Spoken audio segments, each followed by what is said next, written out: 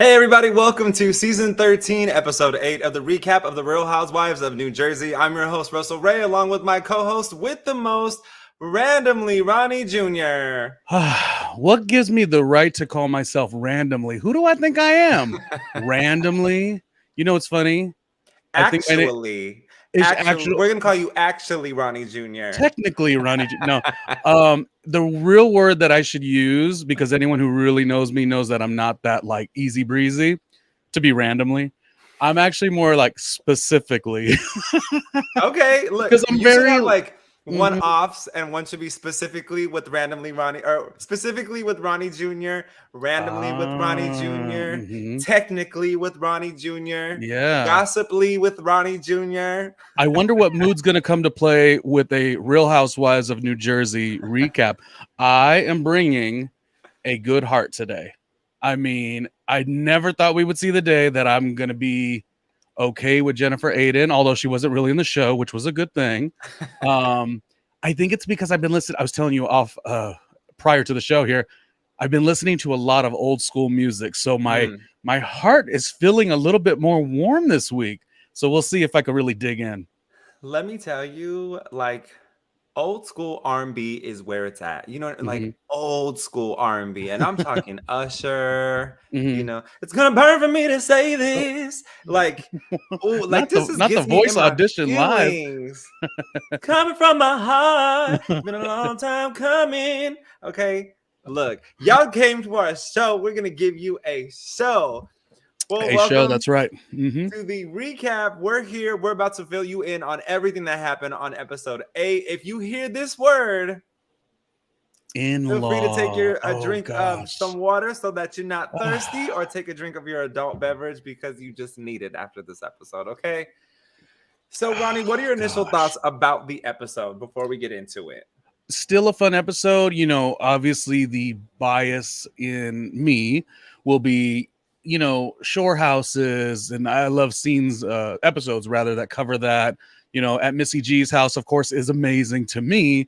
And I also thought it was a decent episode. A lot of things were being pushed around and moved around. Mhm. Nobody's sitting on the sidelines anymore. Like, we're forced to kind of see where Rachel stands, where Danielle stands, who's buckling under pressure. That will be Very something true. we'll talk about. So I was very much into it. Yeah, yeah. Good. Look, I was more or less I don't want to say amused for lack of respect to the show, but I was very intrigued with Mm, the storylines now that everyone's like, we're midway through the season. And this is what we wanted. When we spoke about this is what we wanted for every cast member of the Real Housewives of Miami. And it just didn't get there mm, like we wanted it to. But everybody at this point has a storyline. Even Jackie has a storyline, and she's just a friend this season. So we're getting the info, and everyone's kind of getting in on it and not really hmm. ganging up. They kind of back up and let things happen, which I also like. Yeah. But I also like it when I like it when it gets a little messy, because it wouldn't be Housewives if it wasn't messy.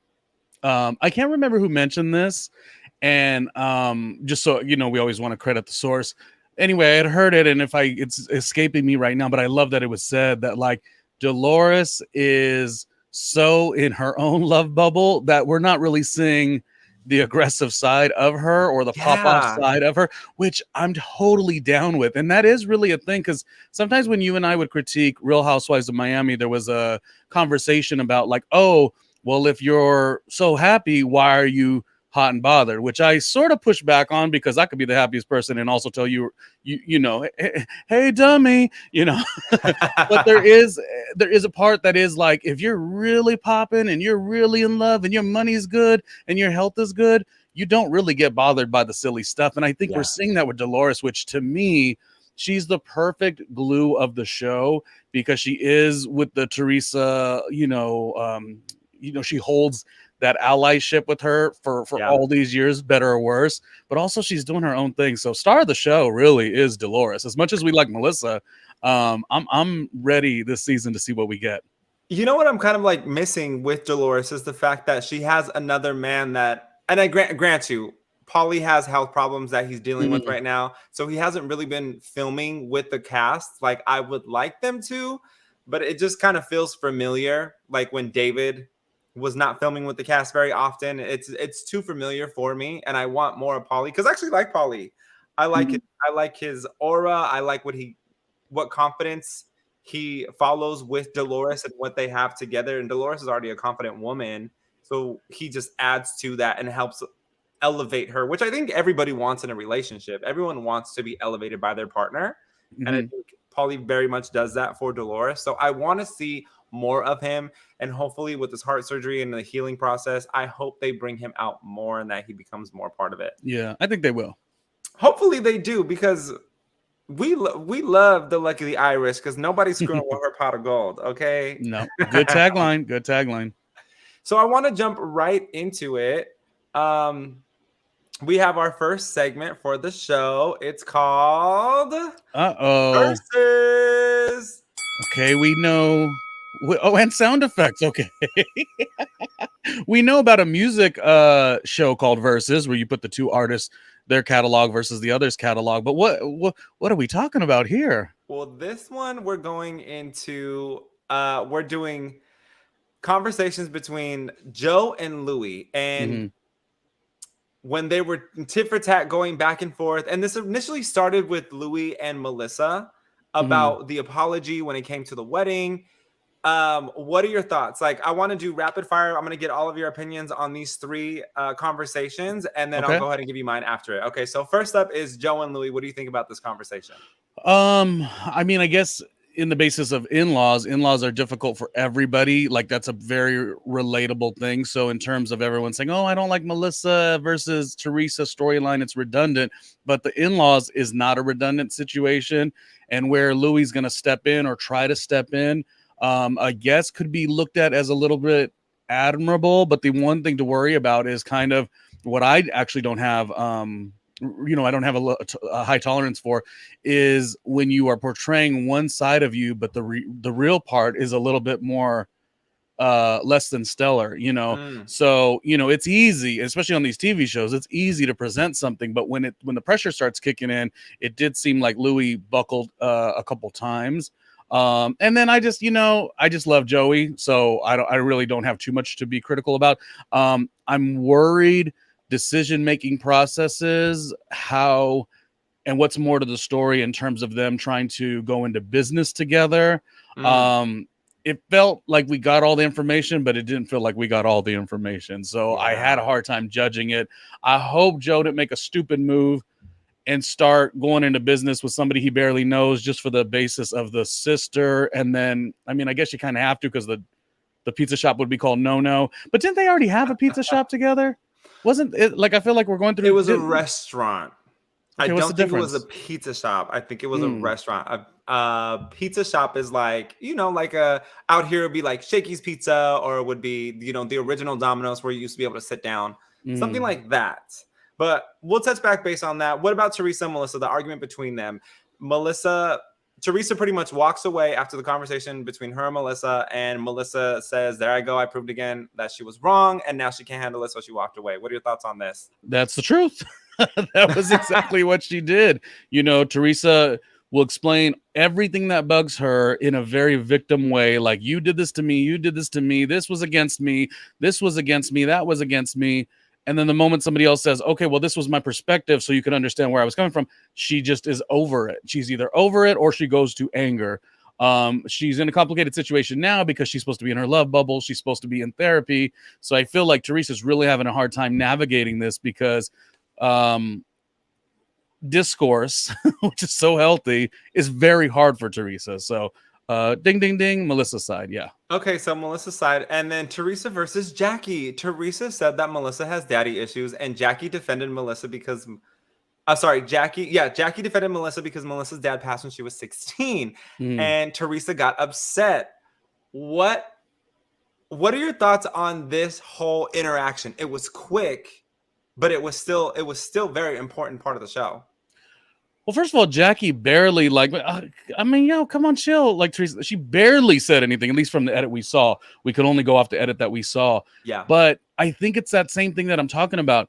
Teresa, you're trying to present this thing, love bubble, therapy, changed, evolved, namaste, even the failed podcast, the Namaste podcast. It's none of it is valuable if you drop the ball and buckle under that pressure. Now, this show is very pressure ridden, so I don't want to knock it. Like, would I be the best person and in my best, attached to my morals and values on a show like this? No. I do think the show's very difficult. So let me just put that out there. But if Jackie's simply stepping up and saying, you don't want to say that about the man, has passed, some years ago. Like, come on, like, relax. You can hate her all you want, but come on. That's all. Yeah. Jackie didn't get in her face. Jackie didn't yell, but the reaction was like Teresa just came from all in her body. She just like, the Incredible Hulk, I didn't like it. I didn't like it either. So I'm glad that you agree with that. And that was the end of Versus. So you made it through your first round. It was not easy. You made it through your first round.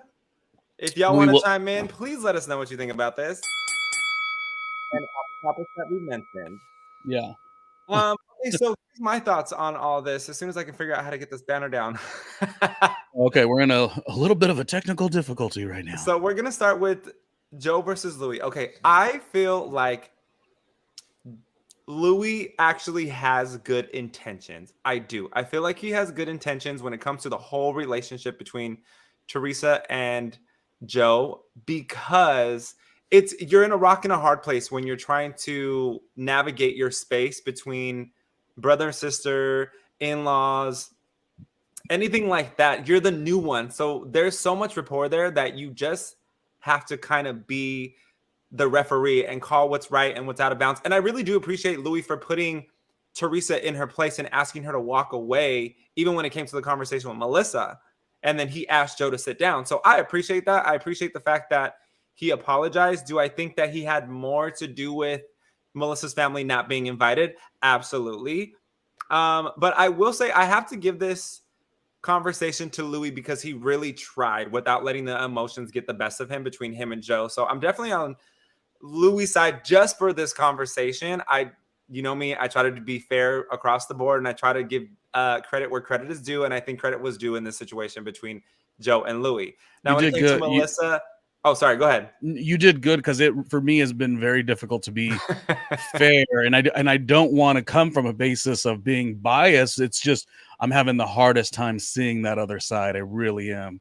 You know what? I really have to take a step back. I do. I have to take a step back and really understand what it's like as an outsider to get involved in a brother-sister relationship. And luckily, I haven't had to do that with my own relationship. And I really just I do take the step back, and I do let Shane take the reins. And if there is any conversations that have to do with siblings, it has nothing to do with me. So therefore, it's his conversation. It's irrelevant for anybody to jump in a brother-sister conversation, good or bad, unless you're brought into it.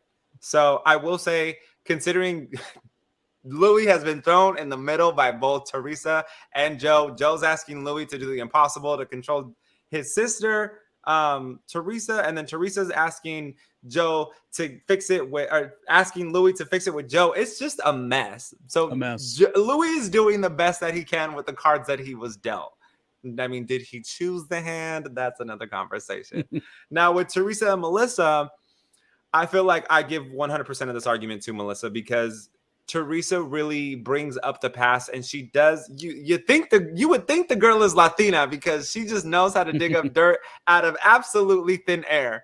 So every time Melissa makes a good point, Teresa always has a rebuttal and something that is irrelevant, or that has been the hatch has been buried on that. But some reason Teresa tries to keep bringing up the negative and not move forward. And all Melissa is trying to do is just to get her to acknowledge it. And of course, we know about storyline. We know they have to address these things on camera.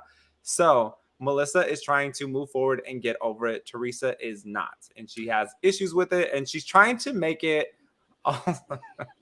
also her reference from a mountain to a molehill, mountain to a molehole. You knew that was absolutely deceased. And I fell on the floor cracking up. So I'm going to start doing live watches, because this is a mess. So I give that one to Melissa. Now, when it comes to Teresa and sorry, go ahead. If I may, sorry, I was supposed to use my time. I'm learning the game. But the versus game here. I was just gonna say, I thought really really rough things that Teresa said, and I know the whole basis is like everyone's hitting below the belt, but Mhm. I really had a hard time with the way Teresa came in that confessional.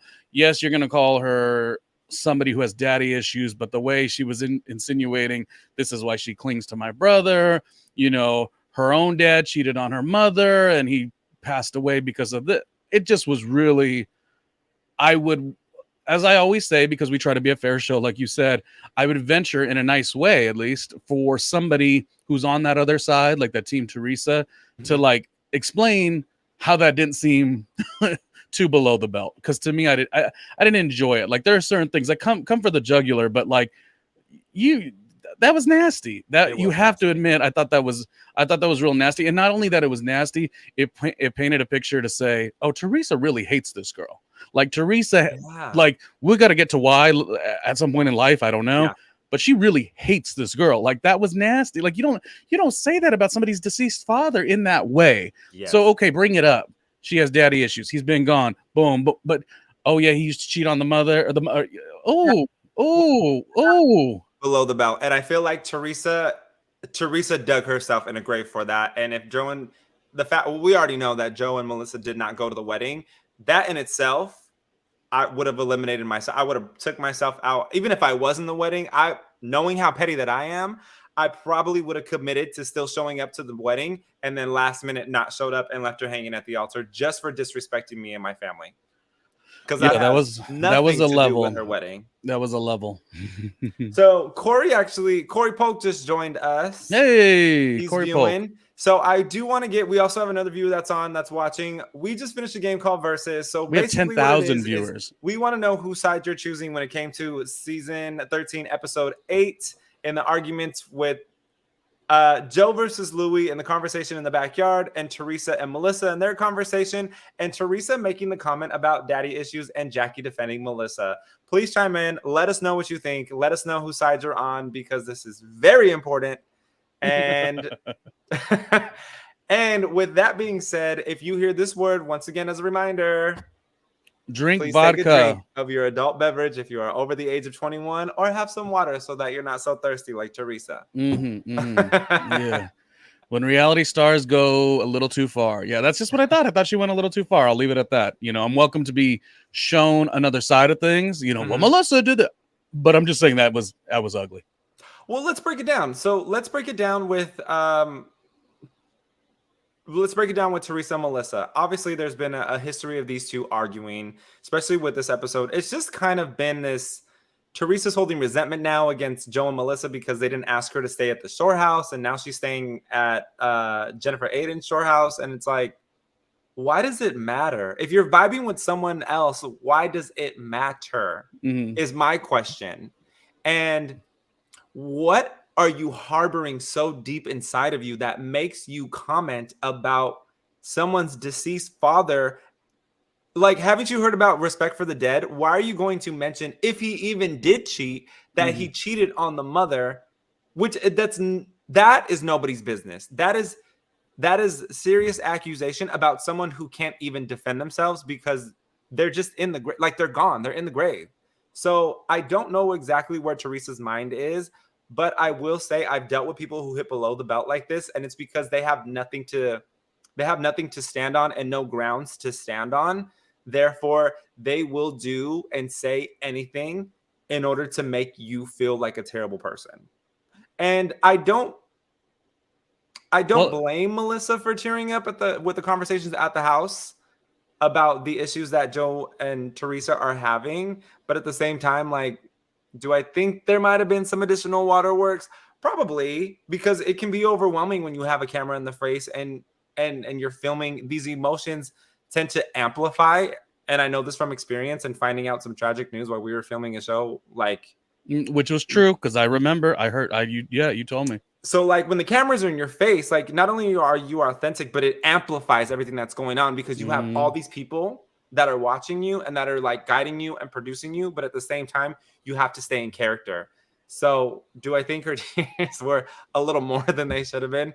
Probably, but I don't blame her given the fact that even though she is a professional, we're all human and we all deal with situations differently. So I think when it comes to the grieving of Teresa and Joe's relationship and Melissa being put on the spot, kind of, it's very Well, overwhelming. I just think, let's say Melissa was in a confessional, like, and I don't know who took to Instagram or Twitter today to, like, speak on their side of things as far as these cast members. But let's just do on the other side, if Melissa were to be in a confessional and say, no, did this, and this, Teresa would have exploded. But yet, in her mind, she was able to say that Melissa's deceased father was cheating on the mother. True or not, like, Teresa would not react. She would go crazy. She went crazy because they didn't get Margaret together. And yet you think she wouldn't have went crazy if Melissa would have done the exact tit for tat situation. Yes. And that's what I'm saying. I'm like, help me, tree huggers. Help me help you. Tree huggers is what they call the fan base of Teresa. Help me understand, like, what is the redeeming quality, because I'm missing it. And I'm going to go off my original thought, is that Teresa said, I have for one, I'm the biggest star on the show, not according to, in my book, Melissa's the star, but in terms of, longevity, she started the show, the table nudge. I never call it a table flip because all she did was nudge it. She didn't flip it. She was shaking the table. That's all she did. She didn't flip a table. No, she didn't. But I think she knew she already was, held weight, like we talk about. But then beyond that, she knew she had this big end of season, I'm marrying Louis storyline. And I think what she's doing is she's making everyone kiss the ring. And it's just, that's the play that we see. And it's just, it's a little tacky. I think it's very tacky as well. And you're right. If anybody did mention anything about No, I mean, look at how much she said she resents Joe Giudice for putting her in jail and she didn't get that time with her parents. Like that, like, it's a double standard. Again, it's a double standard, and you got to call it where you got to call things where they lie. And that's where Teresa's at. It's Teresa's way or no way. And there's no nuanced conversations that can happen with her, which is unfortunate.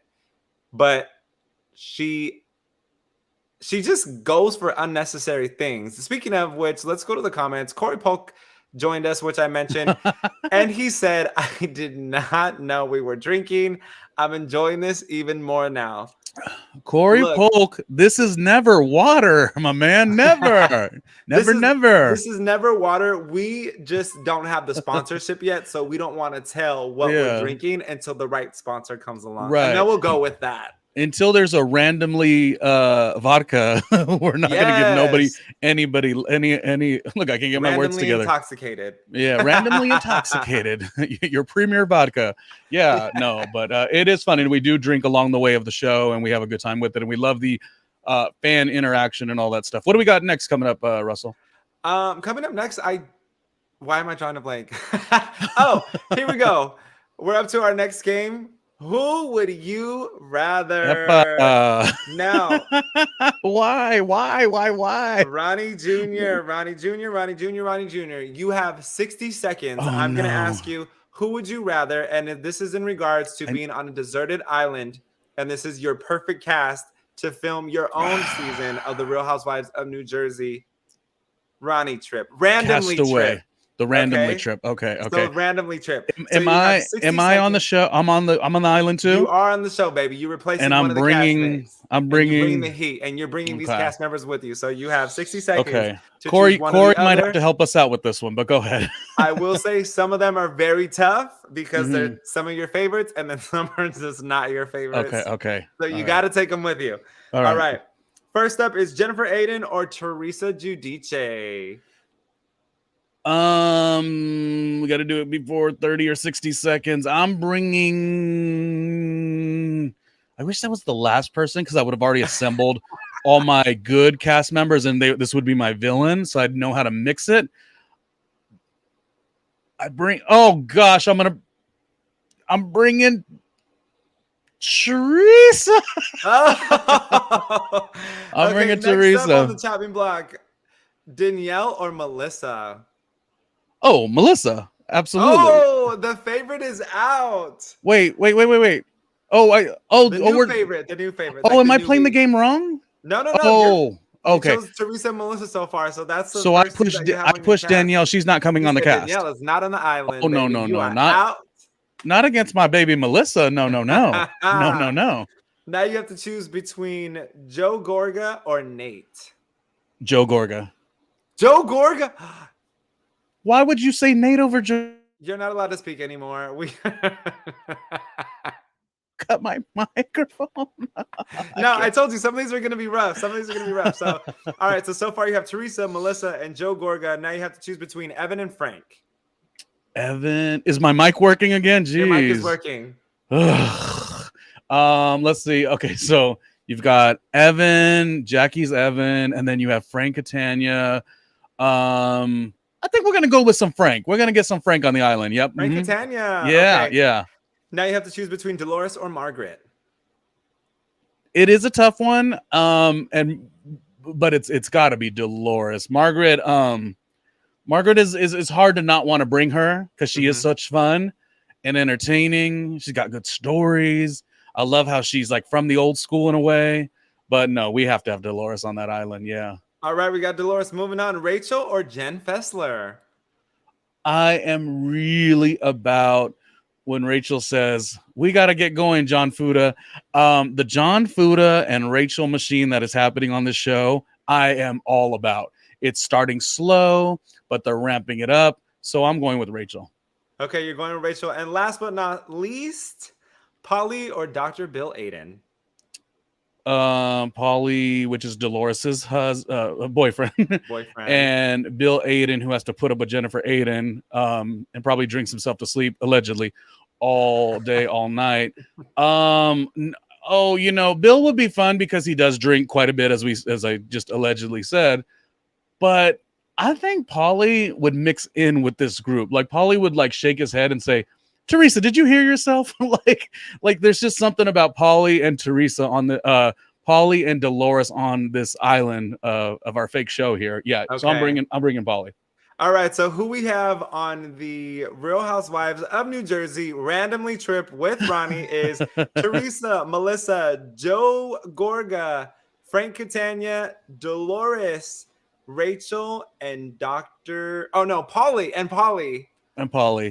Wow. I will say, looking at this list, the only drama that I see happening would be Teresa, Melissa, and Joe. Okay, can I veto Teresa and bring Jennifer Aiden in instead? You want to veto Teresa and bring Jennifer Aiden? Yeah, now that we have the full cast, I'm bringing Teresa. Doesn't get to. I don't want her looking at me. No.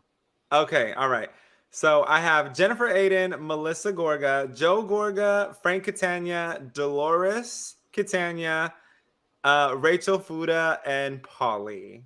Well, that's a fun show. That is going to be spicy. I like it. I'm with it. I stand by all of that. Yeah. All right, Ronnie. Thank you for joining on Who Would You Rather? Once again, if you're watching, please let us know in the comments if you choose Jennifer Aiden or Teresa Giudice, Danielle or Melissa, Joe or Nate, Evan or Frank, Dolores or Margaret, Rachel or Jen Fessler, or Polly or Dr. Bill Aiden. Let us know what you think, and we will reveal some of you on next episode. I do kind of wish I could bring Nate too. I just want Nate around. But you and your rules, Russell. You and your damn. Look, I would have. Oh my gosh, that would have been a hard one. Yeah. Well, we'll get you next week. I feel like Nate is such a good person. Mm-hmm. And like I feel like I would want to mix it up, and of course I rock with Melissa. So I'm like, let me bring Melissa and let me bring Nate.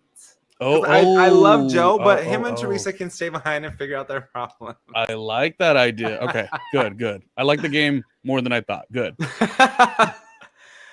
Oh my gosh. Okay, what else happened? They talked about or they revealed John Fuda's chest with Joe Gorga's handprints still on there. I was so confused on why he didn't finish shaving that off. Why don't they continue? Yeah. But you know what? John Fuda is showcasing that he is fun. He deserves to be not deserves, but he enjoys being around this rowdy bunch and is not taking himself too seriously. And it does trickle down and show that Rachel kind of has that vibe too.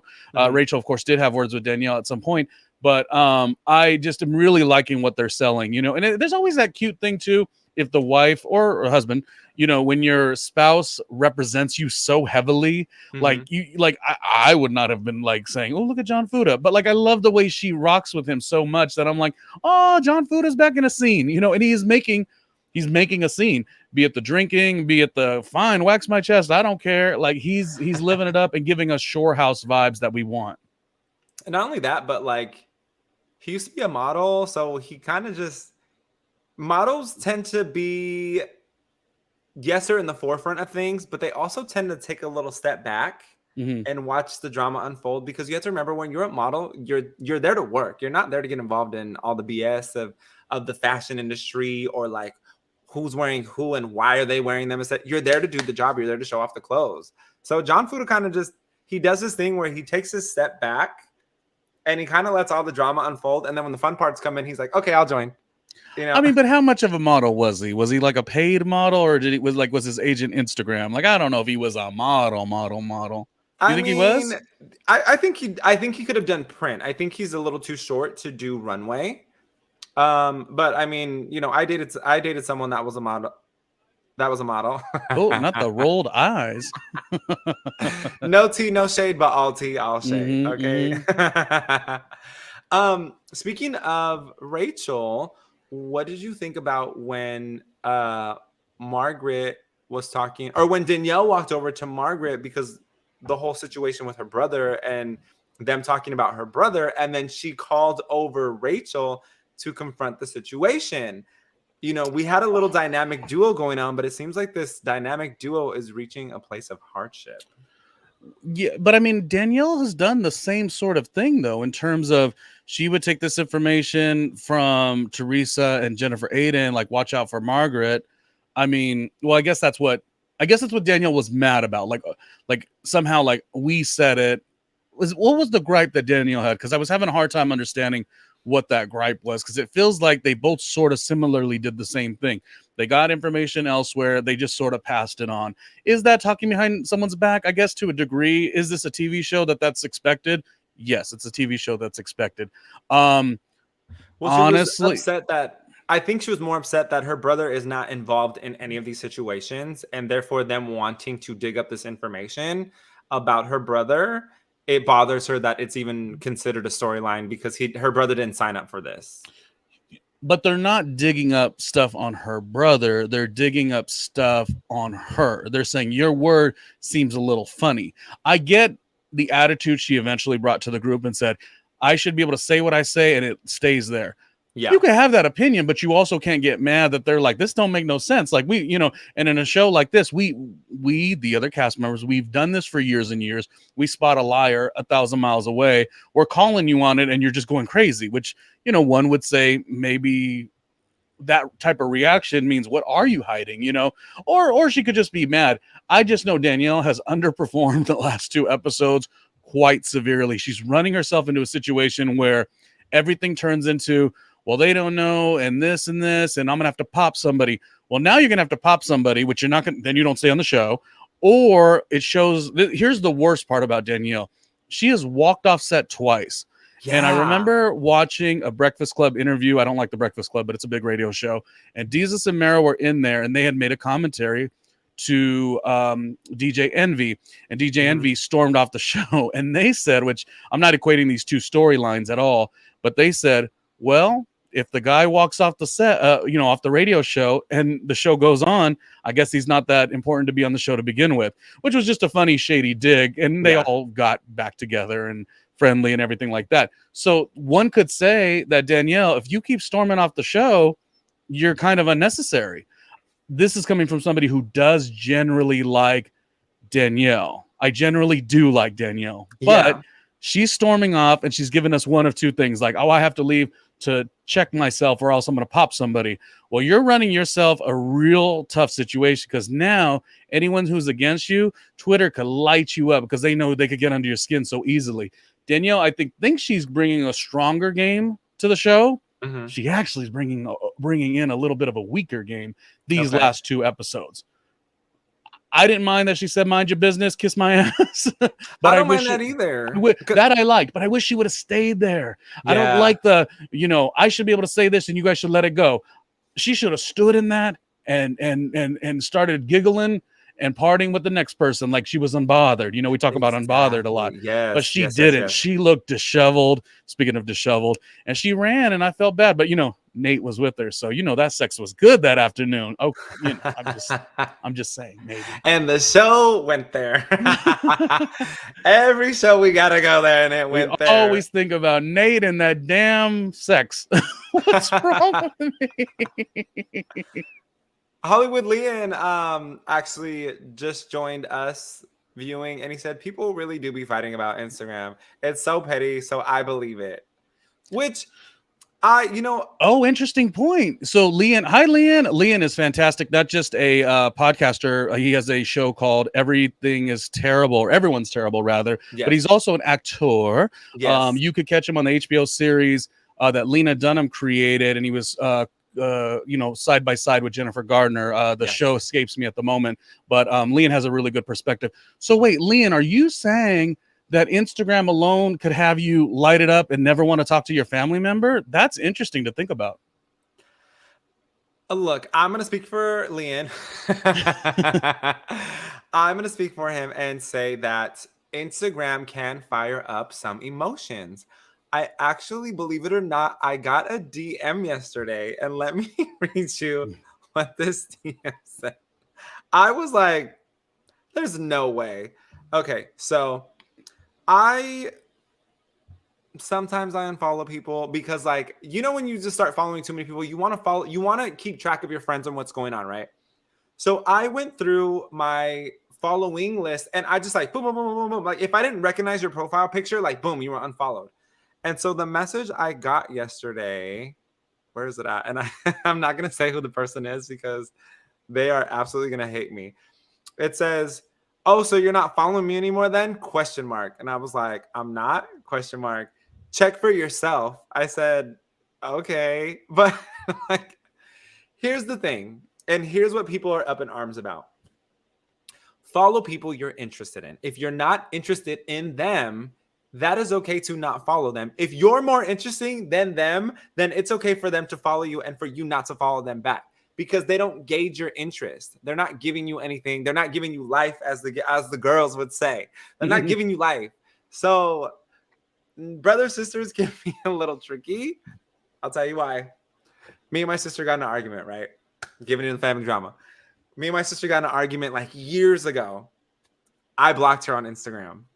Now, like I mentioned with Joe and Teresa and Melissa, it's important to, as an in-law, take a drink, to let the brother and sister have their moment and figure it out and not get involved. Because my sister and I met up we made up like 2-3 weeks later, and then there was a group chat, a family group chat, and then I finally unblocked her. And then of course she puts in all caps like, "I'm finally unblocked," and then she puts like all these obnoxious emojis, which then like enrages me. But she's still my sister. I love her. Like, I love all my brothers and sisters. Will defend them until the end, even if we were arguing. So does Instagram get people up in arms? Absolutely. Do I think that there's more to the story? We'll address that later in the next segment. Can I jump in with something? Tell me. Talk about it. Two quick things. The first thing is, we were talking about Danielle and the way she, sort of ran off, and the way I would have loved to see her play it would have been a little bit differently. The way I would have loved to see her play it, because again, the part that I did like was like a kiss my ass. I should say what I say, and that should be enough for you. She should have like stayed in that boat. She should have been like, clear your ears out. Didn't you listen? I already told you. Like, what's up? Like, she should have stayed in that vein. So I've sort of already mentioned that. But the other part that I thought is interesting, now that I'm listening to Leon's perspective and your perspective, is because I come from, and it's not being older per se, but it is because I'm older. Social media doesn't mean as much to people in my generation. I'm a 42-year-old man. 42-year-olds didn't really live on social media the way, Russell, even you being 10 years younger than me, or 11 years younger than me, they don't live in it. What was that again? Oh, good. But my skin still look good. So you just, eat it up. But my generation didn't necessarily take it as serious. And I forget sometimes that there are people who really do hang on every move and take it very personal. Like for me, you gotta say, hey Ronnie, you're a dumbass for me to feel any kind of way. You do something on social media, or I go to the social media account and I find out you're not following me, I got no burden on it. And by the way, social media does drop off follows. Like some people have these certain aspects of their accounts where if you don't continue to like their stuff, I don't remember this, but I remember one of my colleagues, she had mentioned this, and you will drop off. So it's not actually that personal. I could never take it that personal. You're gonna have to tell me something specific for me to want to really get mad. And I forget that people operate in a different way until I watched the TV show Gossip Girl, the reboot. And I was like, oh my gosh, everything they do is so arced and pushed and with an agenda, and they do things to push somebody to make them mad or to humiliate them. Yeah. And I forget that it has that much weight. In my world, it does not have that much weight. Usually I just put on stuff that I enjoy, keep it moving. So yeah. I will back up a little bit and say, based on Hollywood Leon's information and yours, maybe Danielle and the brother actually did have just a social media spat, but it still feels like there's more to the story, the way she's sort of crumbling. You know what I mean? Yeah. We'll address that though in a minute, because I also think that there's more to be said. But what I do want to talk about is, do you think it was okay for the girls to bring it up and to mention it? In general? Well, yeah, they didn't know that they didn't know it was a hot button issue. That's the hard part. Like it didn't seem like it was going below the belt. You know, it didn't seem like it was that polarizing. It seemed like it was just a question. Now, the one thing I always tell you is when somebody does ask a question, is it like, are you asking sincerely? Or are you trying to be funny? Some of them might have been trying to be funny. Jackie, although I love Jackie, she might have been trying to be funny. She might have tried to be like, you don't come off as genuine. I don't believe your story. And kind of put it in a bow and dressed it up. Jackie could have been that way. But Dolores also said something too. Dolores is like, there might be more to that. And this is where we noticed that Dolores, although she said that, she's like, I don't even care about any of you girls right now. You know, Dolores is in her love bubble. Really, yeah, she's living her moment. She's like, I'm going to make a comment, but I really don't care. She's very much living in her moment. And I think her not getting involved, or her not letting the girls drag her into these issues again like she used to. And like Dolores used to stick out her chest, like she's from the hood, right? Which I appreciate about her. I still appreciate about this. And like we talk about all the time, she was a parole officer. So like there's a lot going for her. But then we transition over to Margaret being confronted. Like, what are your thoughts on Margaret? Like, I feel like everyone has this love-hate relationship with Margaret, and I have like Teresa and her were cool, and Margaret was able to calm down Teresa this episode, which hella confused me because Teresa does not play with Margaret like that. But then it's an issue that Margaret is interested in knowing what's going on with Jackie, and then Margaret made the comment in her confessional, like maybe she's right, maybe I will dig up some more information, and I was like, right. No, girl, don't do that. Well, I just don't know that I've ever liked the Margaret narrative they placed on her, that like she's got all this information on everybody and, you know, watch out or she'll light it up. I think more of that was the people who were saying that were like Teresa, Jen, and they were the type of people who didn't really rock out with Margaret. So then they placed this concept of like, well, it's almost like they were placing this concept like, well, all the girls who hang with Margaret don't actually hang genuinely. It's because she has something over them. Yeah. So I felt like where it was coming from was kind of lame. And then the other thing too is, like, I hate to say it, but this show is a competitive show. I don't mean that I want the show to be women, or even in this case, Joe versus Louis, like men pitted against each other or women pitted against each other. But also, it can't be a situation where because you lose, all of a sudden you become more like meek and say, well, Margaret's the one with all the information and she'll drop it at any moment. It's like, you guys are all competitive with each other. Like step it up. You know what I mean? Just because you lost, don't reshift that narrative to make you feel like you could ask for sympathy from the fan base. And I feel like that's sort of a thing. And this is coming off somebody who did not like Margaret in the early seasons. I You didn't didn't like Margaret in the I early didn't dislike. seasons? No, I didn't I've dislike always liked her. Margaret. I didn't dislike her, but I didn't enjoy her. She was not Okay. like funny to me the way that they were like showcasing her being funny. The what was it, the pigtails, like none of it really worked. But I will say credit where credit's due, and I think I told Hollywood Leon this once. I think I actually Instagrammed him, voice noted him when this actually happened.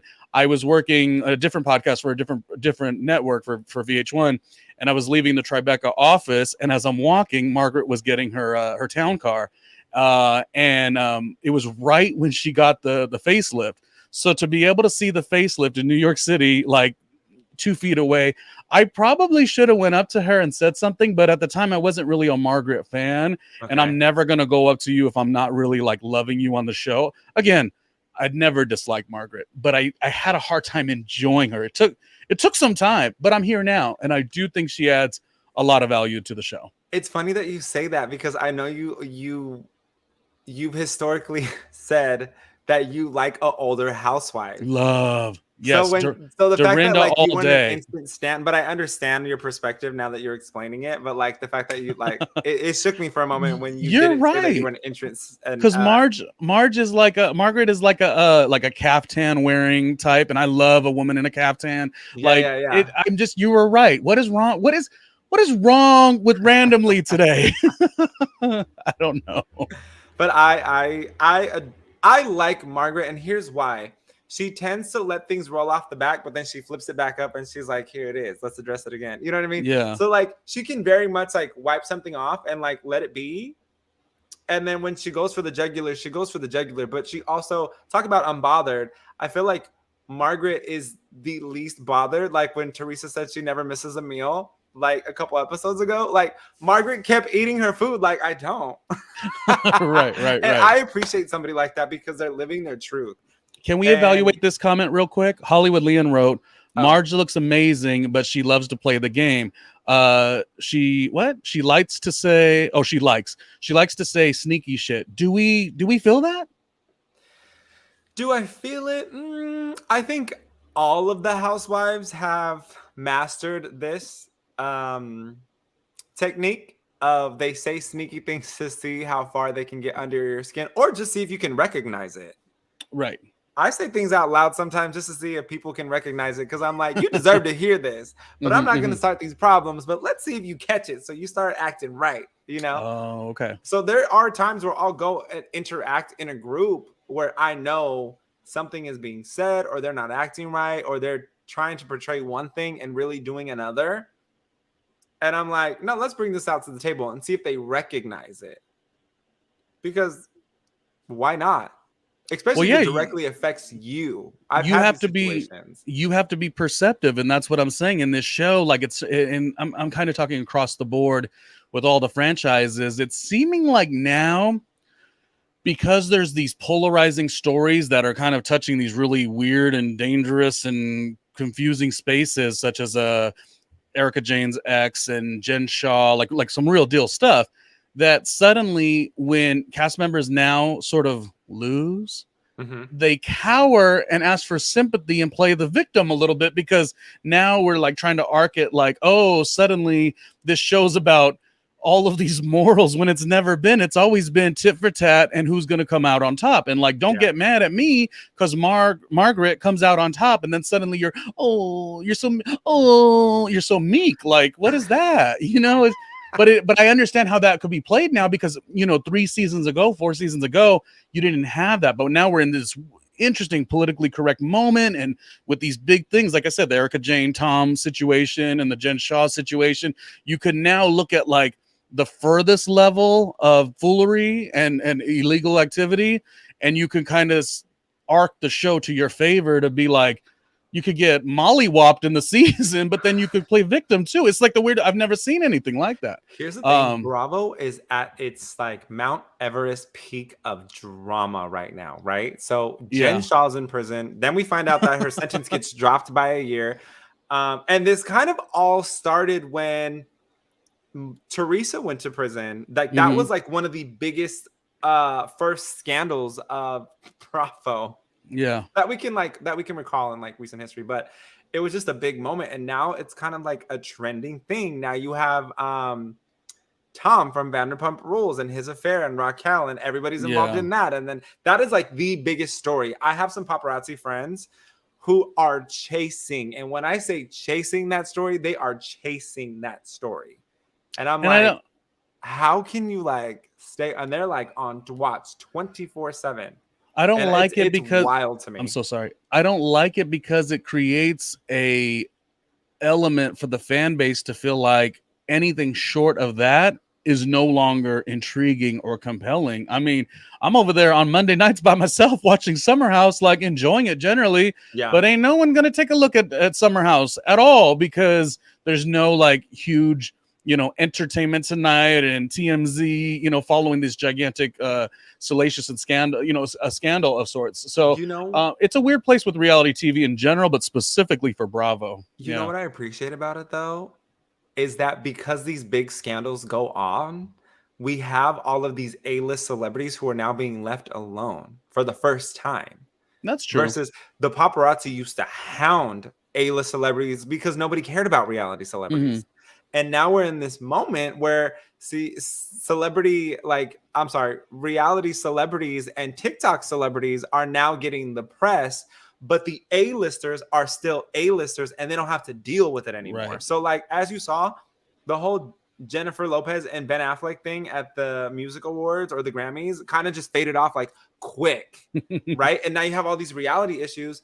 And it's like, I appreciate that because this is what the A-listers have wanted their entire career, like enough press to get them to where they need to be, but then to also not be stalked and not left alone. And the reality stars who are signing up for reality TV want to be hounded by the press, so they eat this up. The reality stars are now on a level of where only at one point the Kardashians were able to do. They're now all of the reality stars can now achieve that, and it does make a better situation. Sure, there's some actors and actresses and people in film and television that do want a little bit of the mess, but a lot of them don't, and it's great Yeah. because now you can focus on the work. I always thought one of the best shows on television was the James Lipton Behind the Actors Studio because it was just about the work, and it's like darn, Yes. every outlet isn't about the work anymore, and sometimes there's room for like a little bit of the mess, but like I don't want to see an actor talk about like what's your reaction to blankety blank. It's like, what?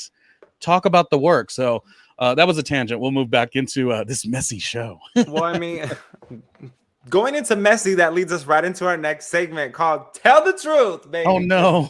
We want to know the truth. Stop hiding it. I I love have the my list. artwork though. I love the artwork. Can we just Dolores. focus on Joe's face? Like, Joe has the best faces. Let's go back to where was the other one?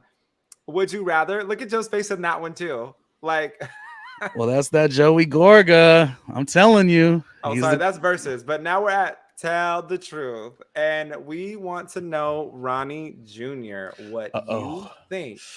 And the Du-du-du. clock is going to be counting down. We're going to get right into it. I want you to summarize it as fast as you can, getting all of your points across, because I want to hear if you think that these people are telling the truth or are they hiding it. Okay. I just drink my water, vodka.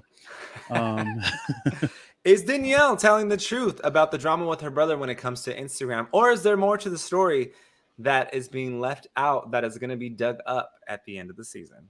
I hope it's not dug up. I don't like a dig up too much, but I think Danielle is telling the aspect of a truth. I think it is stretched. I think there is more to the story. Okay. Is Margaret secretly holding back information that she has on cast members waiting for her moment to explode? No, kiss my ass. Margaret just knows stuff. Like what you lost. Like you step it up. Not saying go seek information, but Margaret just happens to be in the mix. She knows things. Like she's a tough girl. She built her own career up by herself too. Just because Margaret has achieved and won at life, don't sit there and create a story arc that Margaret is secretly like running around and gathering all this information just to like light it up on fire. That is a narrative, and I don't necessarily believe in it. And last but not least, is Teresa or Joe lying about the pizza business and Louis losing $250,000? So is Teresa lying about Louis losing $250,000, or is Joe lying about his actual role in the pizza business and his contribution to it? Their feud makes me never want to eat pizza ever again. So that's number one. I think there are parts of Joey's story that definitely can be flushed out a little bit more. I think he's favorably saying things that make him look like an angel. But Joe, there is, and again, hardcore Joe and Melissa fan all day, every day. But there are aspects that I feel like, Joey, you have to take a smidge of responsibility, even in the aspect of doing business with family and all these moving parts. And even within that, the moving parts can't be so chaotic. You have to take control and ownership. I'm not saying that I think he fibbed or lied, but I think he has to recognize that, it's kind of like, if this was your idea and you put this action into play and it went away, you have to take a little bit of accountability for that. Now, is Teresa lying? I actually don't care. I don't care what the woman says ever. Wow. Thank you, Ronnie Jr., for playing. I don't know if we could do Tell this the next truth. week. Listen, let me tell everybody, we will do recaps for almost 3 hours, me and Russell. We have a fun time. But these games is I'm a mess right now. Look, you got to be ready. Look, as this podcast heats up and as we keep getting more traction, it's going to be getting. Look, when Andy goes on vacation and he's going to call me and be like, Russ, I need you to fill in on Watch What Happens Live, because Okay. You got the games and you got the chops and you got the looks and you got and you the work hair. for you work for Peacock Streaming already. Create the Escape. Let's not forget Peacock Streaming. When you're going back to watch Real Housewives of New Jersey, you want to go to all the old classic legendary seasons. You're on Peacock Streaming, and of course, Peacock Streaming has Ultimate Girls Trip. Like it's it right now. We'll also go there on Peacock Streaming. They have a show called Create the Escape, where our very own Russell Ray Silva is a design expert and also a lead host on the show, which is such a big deal too, to have a Latino lead host on a show. There's an assemblage of other people on the team as well, but it's just a beautifully done show. It's very much in the vein of an escape room, and it's tons of fun with parents and kids, and it's wholesome television, and it's nice to see. So yeah, you definitely have the chops to do the show. And if you want to check out more Ronnie Jr., since we're doing a little humble brag, we're going to let everybody know that you are on the block with Jonesy on 94.7. Sorry, I always get this wrong. Okay. 94.7 in the morning. Ronnie Jr. is the pop culture news expert, just filling Jonesy in on the East Coast, baby, which means he's up early on the West Coast. Yeah, that's why I look a little disheveled, but you know what? Kiss my ass if you don't like my beautiful looks. But no, Thank you. It's all credit to her though. Miss Jones was a staple, and she, in the early 2000s, and what she did with radio at that time was huge. She went off to raise her children. So Miss Jones is back. The show is called Jonesy in the Morning, and I would like to say, in Housewives commentary, I'm like a friend of the show. So I'm not like all up in the mix. I'm not, doing it out of the New York City office currently, but I'm a friend of the show, and it's been a wonderful experience since August. And, anyone who knows me knows I love the YouTube streets. I love television. I love television production, but my first and only love has always been the radio. So yeah, we have fun. Thank you for mentioning that, Russell. That's really nice. I mean, look, once I get the graphics right, because you know me, I'm just like constantly flying everywhere. So like, again, like tomorrow I go to New York, and the day after that, like I come back and I'm like, and then I leave to, where the hell am I going? I think I go to Cancun this weekend. Like there's just a lot. Like I'm He's just constantly a jet setter. moving, right? Yeah. So like I'm trying to get more of the information on there, but if you guys don't know where to find Ronnie Jr., just scroll all the way back to the beginning in the intro. You can scan the QR code with your smartphone, whether you have an Android or Apple phone, and it'll take you directly to his page on Instagram or his YouTube, and you can find all the links there. But I do want to wrap up the show with the whole conversation between Teresa, Joe, Melissa, and Louis about the pizza business.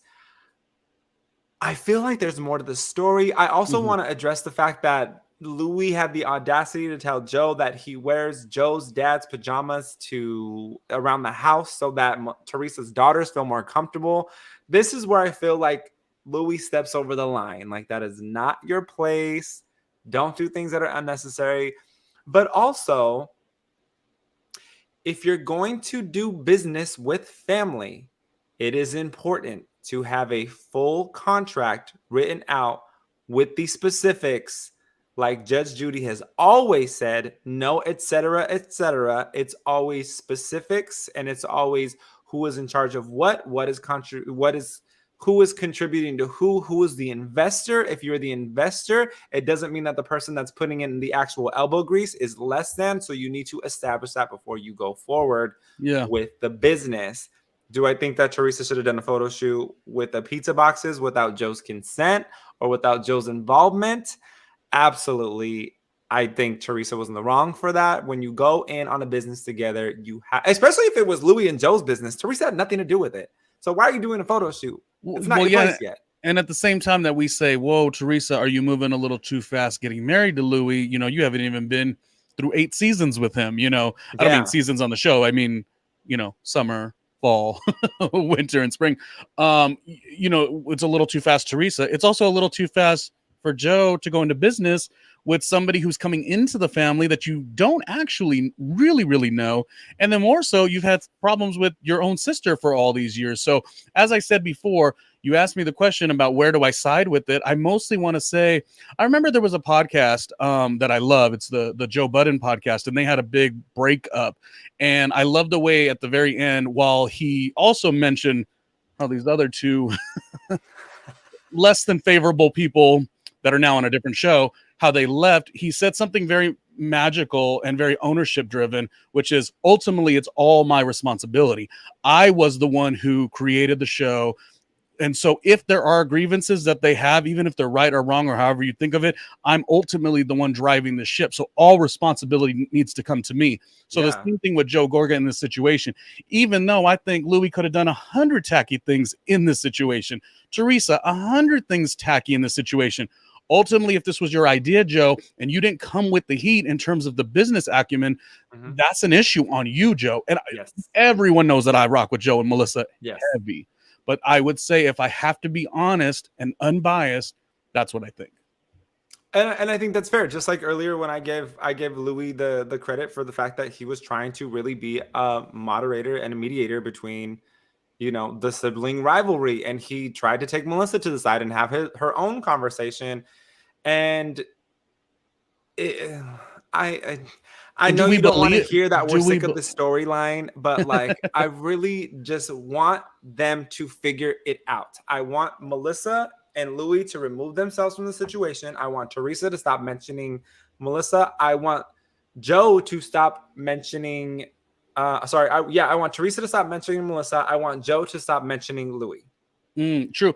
And it feels like Melissa's trying to do that. It feels like she's trying to say, like, she's like literally holding Joe up, and she's like, I'm the one with him when he's crying about the situation. Like Melissa's trying to say, I will step out of it. The whole situation's ugly. Real quick, because we are moving forward and finishing the episode. Yes, Louis, there's a part of me that wholeheartedly agrees with Melissa in her confessional that it's the person that he's trying to be and present and brand himself, you know, and it's the person that he really is. And by the way, why would we not listen to Melissa in that confessional? Because she was confessional look of the century. You can't take nothing away from our Missy G, because Melissa Gorga was killing. I'm just saying, Melissa Gorga was killing it in that confessional. We didn't mention it last week. I don't know why I forgot, but it's been weighing on my heart that we got to give the accolades that she is a bad. We lost Brownie Jr., but he was gonna say she was a bad beep beep beep beep beep beep beep beep beep beep beep. I wish I had the sound, but we're just gonna say she's a bad. That's what Melissa Gorga is. Well, while we find out what happened to Randomly, I do want to say thank you for joining us today. Again, if you missed our games, I'm gonna run through them real quick. We had versus. We want to hear if you let who you think won between the conversation between Joe and Louis, or whose side you're on. Joe versus Louis. Are you on Teresa or Melissa's side when it came to their conversations and the things that Teresa had to say about Melissa? Or are you on Jackie or Teresa's side when it came to Teresa mentioning the passing of Melissa's dad, saying that Melissa had daddy issues? So that's one. And if you missed our other games, who would you rather, and I'll go through the list real quick one more time. Our list is, if you had a Real Housewives of New Jersey and you were on there by yourself, you have to pick between these people. Who would you choose? Aiden or Teresa, Danielle or Melissa, Joe or Nate, Evan or Frank, Dolores or Margaret, Rachel or Jen Fessler, Holly or Dr. Bill Aiden? Let us know what you think. Ronnie is back. Wait, so let me get this off. Where did you go? You all right? I'm devastated, and now I got attitude. Don't worry. I said you thought Melissa was a bad. Since we Yeah. since we're trying to keep. Now I'm mad now. I'm mad now. Well, with that being said, once again, please go to the front to the beginning of our intro. You can find me all over the internet at Russell X Raymond, including YouTube, Instagram, Facebook, Twitter, TikTok. You can find me on TikTok Anonymous. You can find Randomly Ronnie Jr. all over the internet at Randomly Ronnie Jr. Or you can just head to randomlyronniejr.com and find all the links that you need. Mm-hmm. And we will be back next Wednesday to see you all around the same time, 2:30, 2 o'clock, 2:30. It just depends on how much we have in our thirst glass before. But thank you so much for joining us. We will see you next time, and we always appreciate you all joining us. And above all, shout out to all the cast members. We're critical, of course, but everyone's putting themselves out there on camera. Everyone's putting their storyline and their lives out there, and it wouldn't even be the YouTube streets, but the social media streets have been just so messy lately that I just want what's best for each of the cast members. So I could love who I love, but I don't want anything bad on the cast members that are a bit boring to me. Just, to be more exciting. And with that said, Ronnie Jr., we will find out where this goes on episode 9 of The Real Housewives of New Jersey. See ya.